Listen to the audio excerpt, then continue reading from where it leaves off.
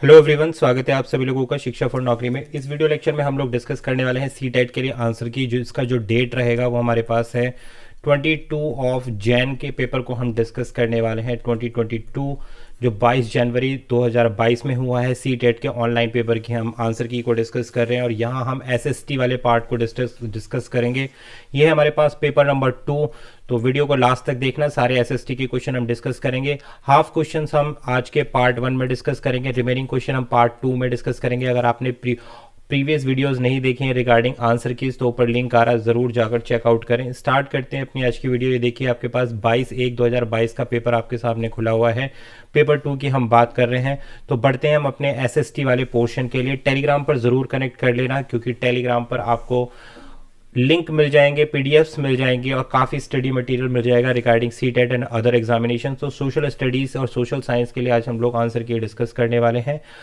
देखते हैं भाई, क्वेश्चन नंबर 31 से स्टार्ट करेंगे। जितने भी क्वेश्चन हो सकते हैं इस पेपर पार्ट 1 में डिस्कस करेंगे, रिमेनिंग पार्ट 2 में लेके जाएंगे इसको।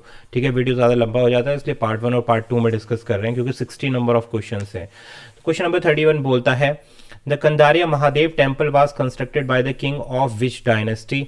तो राइट आंसर रहेगा इसका option number first is the right answer, second is the right answer. ये चंदेलाज ने बनवाया था। जो कंदारिया महादेव का जो टेम्पल था ये चंदेलाज ने बनवाया था। आई होप आपको विजिबल होगा ये क्वेश्चन।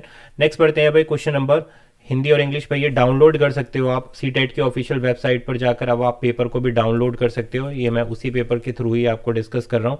नेक्स्ट आता है हमारे पास क्वेश्चन नंबर 33। जो क्वेश्चन मैं मिस कर रहा हूँ, ध्यान देना, वो क्वेश्चन हम उसमें थोड़ा सा डाउट है और उसको हम पार्ट नंबर 2 में डिस्कस कर लेंगे। जो बिल्कुल ऑथेंटिक आंसर्स हैं, केवल मैं आपके साथ वही डिस्कस कर रहा हूँ।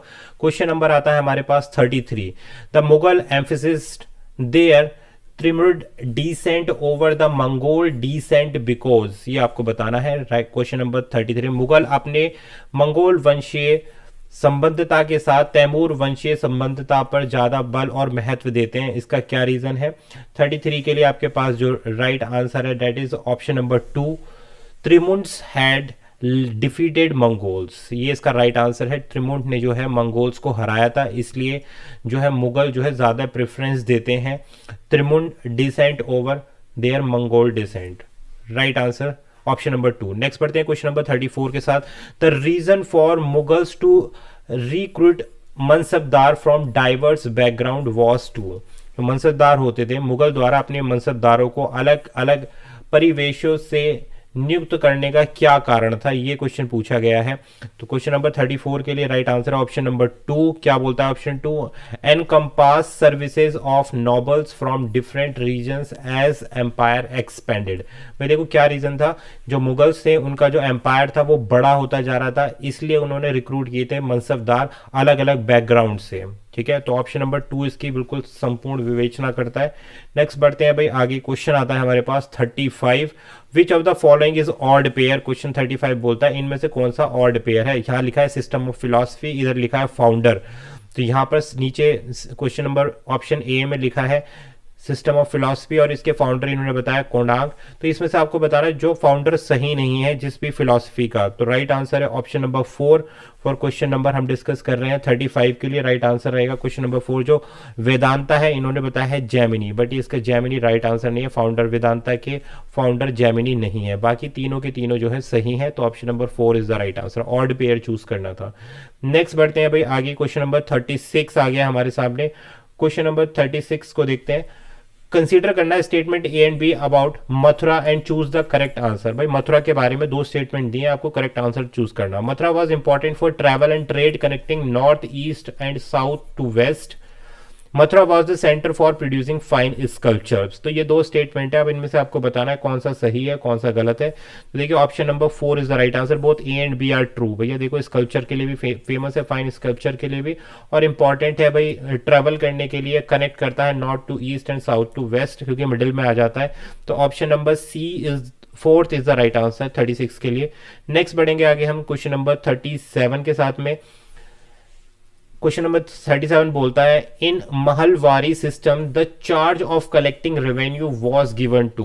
किसको दिया गया था भाई?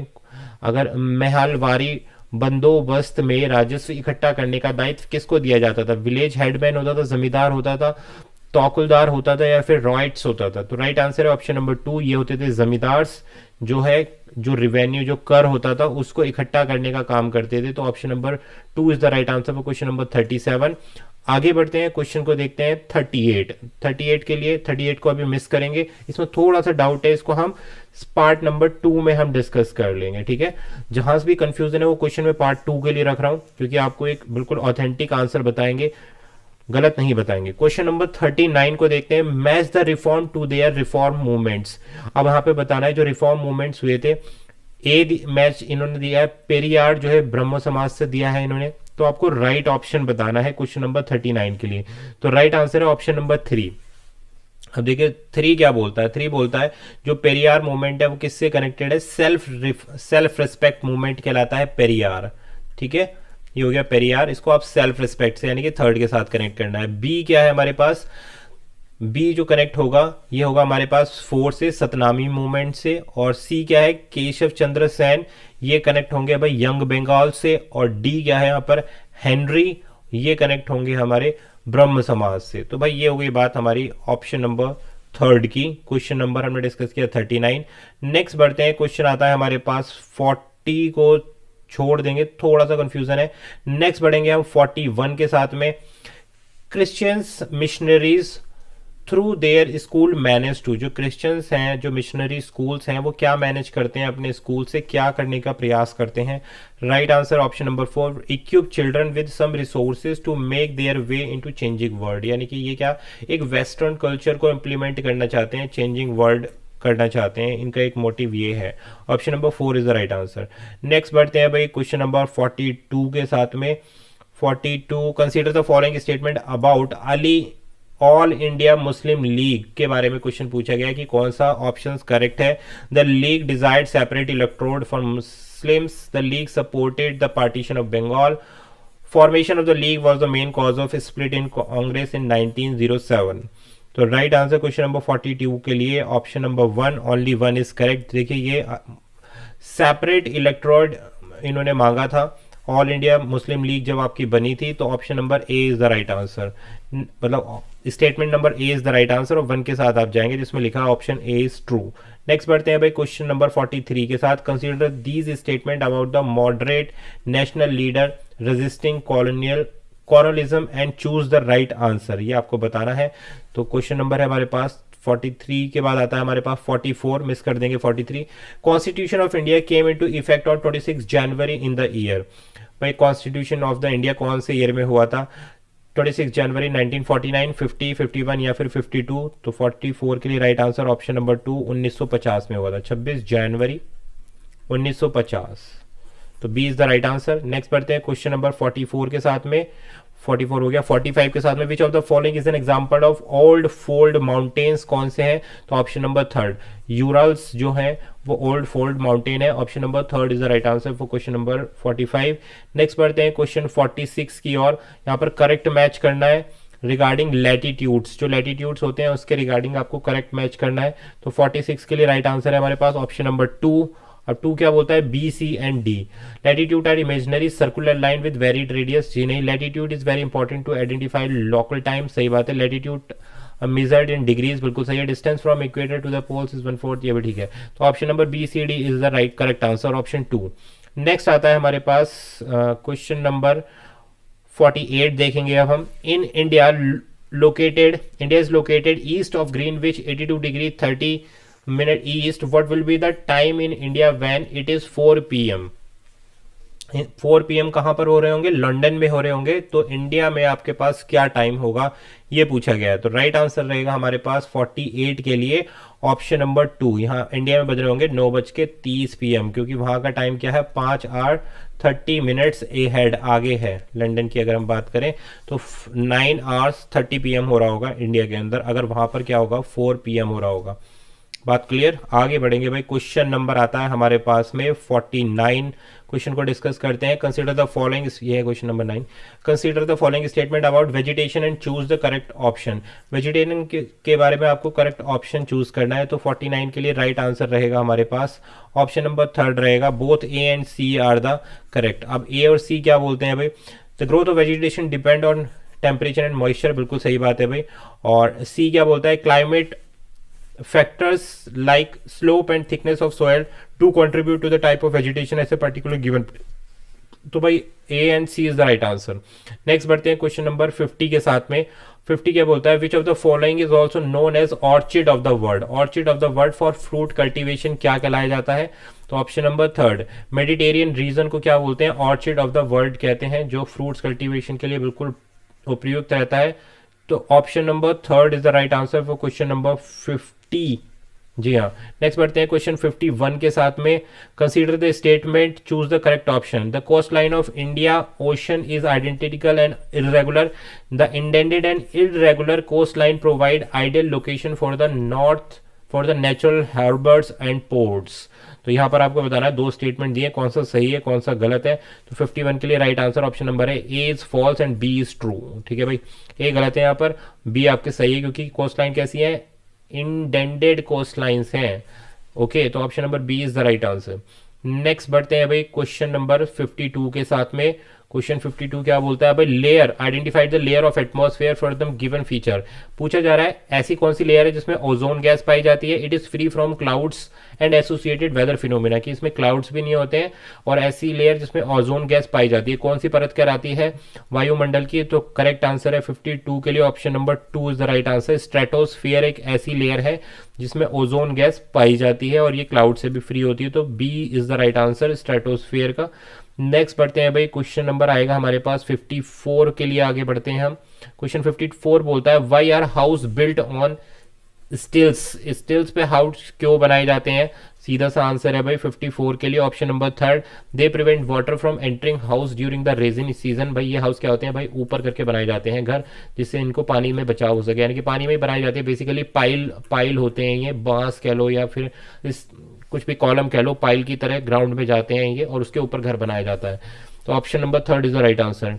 नेक्स्ट पढ़ेंगे भाई क्वेश्चन नंबर 56 के साथ में हम देखेंगे। क्वेश्चन 56 हमारे पास है, teacher was dealing with the theme population in her class.